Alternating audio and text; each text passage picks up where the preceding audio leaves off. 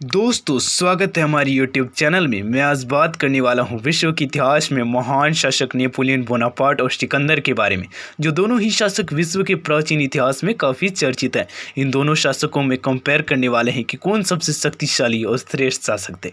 सबसे पहले जानते हैं नेपोलियन के बारे में। नेपोलियन का जन्म 15 अगस्त 1769 को फ्रांस के अजास्तियों नामक शहर में हुआ था। इनके पिता का नाम कालो बोनापार्ट तथा इनकी माता का नाम लिटिजी रेमुनियो था। नेपोलियन अमीर परिवार में पैदा होने के कारण उन्हें अच्छी शिक्षा मिली तथा उन्हें एक सैनिक बनाने के मकसद से फ्रांस के सैनिक स्कूल में भर्ती करते हैं। उनके प्रतिभा, व्यक्तिगत गुण, साहस को देखकर नेपोलियन को फ्रांस का सेनापति बनाया गया तथा अपनी बलबूते पर वह सेनापति से 11 नवंबर 1799 को कांग्रेस के प्रथम शासक बन गए। वह अपनी आत्मशक्ति और वीरता के बल पर काफ़ी आगे पहुंच जाते हैं और उनका वर्चस्व बढ़ता ही जाता है। एक समय फ्रांस को विदेशी शत्रुओं ने कब्जे कर लिया था। उस समय नेपोलियन ने फ्रांस को कब्जे से छुड़ाई। फिर धीरे धीरे नेपोलियन पूरे विश्व पर राज करने के मकसद से इंग्लैंड पर भी आक्रमण कर देते हैं, लेकिन इस युद्ध में नेपोलियन की हार हो जाते हैं। उनके आत्मविश्वास पर काफ़ी प्रभाव पड़ते हैं। इटली के मरियान राज्यों पर हमला कर देते हैं और इटली अपना अधिकार कर लेते हैं और धीरे धीरे इनकी वर्चस्व पूरी यूरोप में दिखाई देती है। माना गया है कि नेपोलियन बहुत ही जिद्दी व्यक्ति था। किसी के सामने सर झुकाना उनके स्वभाव में नहीं था। किसी भी शासक को चुनौती देना उनके लिए आम बात थी। उनका मकसद था विश्व के सभी देशों को जीतना और शासन करना। नेपोलियन रूस पर अपना अधिकार करने के लिए 24 जून 1812 में आक्रमण कर देते हैं।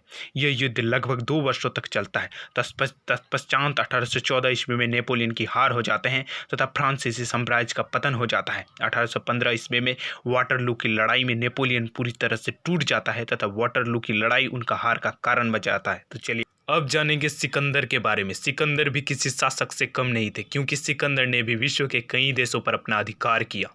सिकंदर का जन्म 356 ईसा पूर्व में पेला में हुआ।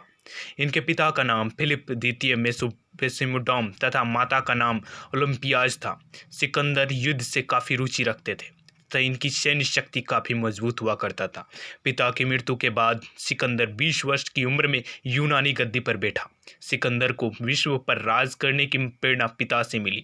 सिकंदर ने एशिया माइनर, सीरिया, मिस्र, बेबीलोनिया और विक्टोरिया जैसे देशों को जीत चुका था। सिकंदर 326 ईसा पूर्व में भारत पर आक्रमण किया तथा 326 ईसा पूर्व में ही काबुल को भी जीत लिया था।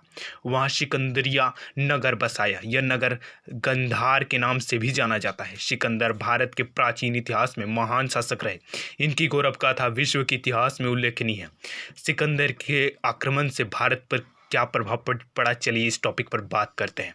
भारतीय ने यूनानियों से ज्योतिष जैसी विद्याएं सीखी थी तथा यूनानियों ने भारतीयों से भारत की संस्कृति के बारे में जाने। सिकंदर का मेन मकसद था विश्व विजय बनना, इसलिए भारत पर राजनीतिक प्रभाव ज़्यादा देखने को मिला और व्यापारिक कम। तो दोस्तों अब आपको चयन करना है कि दोनों शासकों में कौन सबसे श्रेष्ठ शासक है, तो प्लीज़ जरूर कमेंट कीजिएगा। वीडियो यदि आपको अच्छे लगे तो प्लीज़ लाइक शेयर सब्सक्राइब कीजिए और बेल आइकन को प्रेस कीजिए ताकि इस तरह की इंटरेस्टिंग वीडियो आप तक पहुंचते रहे।